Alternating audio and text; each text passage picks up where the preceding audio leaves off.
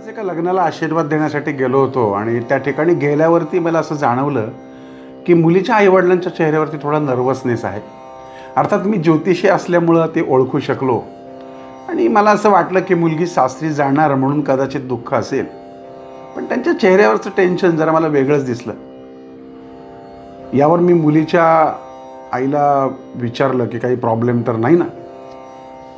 तर तिची आई थोडीशी रडवेळी होऊन म्हणाली की खरं तर लग्नाचा मुहूर्त मुलीची अडचण पाहूनच ठरवला होता. अडचण म्हणजे अर्थातच पिरियड. विवाहाच्या दरम्यान पिरियड येऊ नये म्हणून तशा पद्धतीची गोळीसुद्धा डॉक्टरांकडून घेतली होती. पण गुरुजी, फार मोठा प्रश्न पडला आहे. सकाळीच तिला पिरियड आला आहे, ती रजस्वला झाली.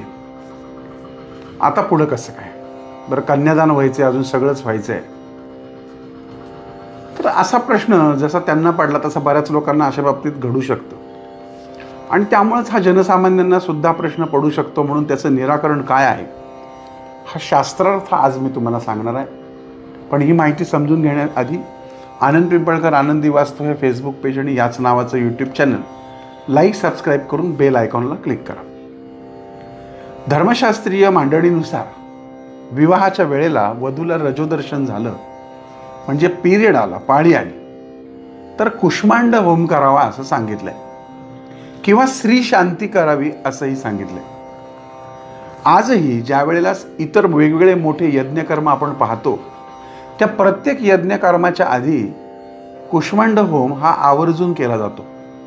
तैत्तिरीय आरण्य या ग्रंथामध्ये कोणत्याही प्रत्येक शुभकार्याच्या आधी कुष्मांड होम करावाच असं सांगितलेलं आहे. या कुष्मांड होम करण्यामुळं सर्व प्रकारच्या दोषांचं निराकरण तत्काळ होतं. कन्यादान करण्यापूर्वी जर वधूला पिरियडाला रजस्वला झाली तर तिच्या वडिलांनी हा कुष्मांड होम करावा आणि कन्यादानानंतर रजस्वला झाली, कन्यादान झाल्यानंतर पिरियड आला तर तिच्या पतीने कुष्मांड होम करावा. हा विधी अतिशय साधा सोपा आणि कोणत्याही भटजींना करता येतो.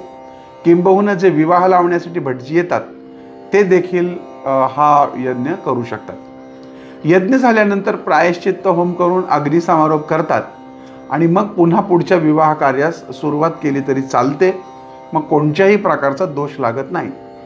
त्यामुळे तुम्हाला जर प्रश्न असा पडला असेल की विवाहाच्या दिवशी जर कन्या रजस्वला झाली तर काय करायचं, तर हे धर्मशास्त्रीय प्रमाण मी तुम्हाला सांगितलंय.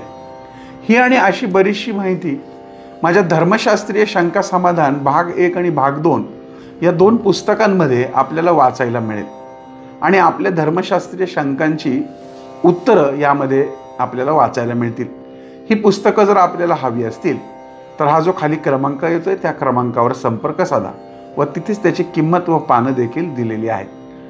हा कार्यक्रम तुम्हाला आवडला असेल तर जास्तीत जास्त शेअर करा. पुन्हा भेटूयात पुढच्या भागात. तोपर्यंत तुमच्या आनंद पिंपळकरचा तुम्हाला जय साईराम.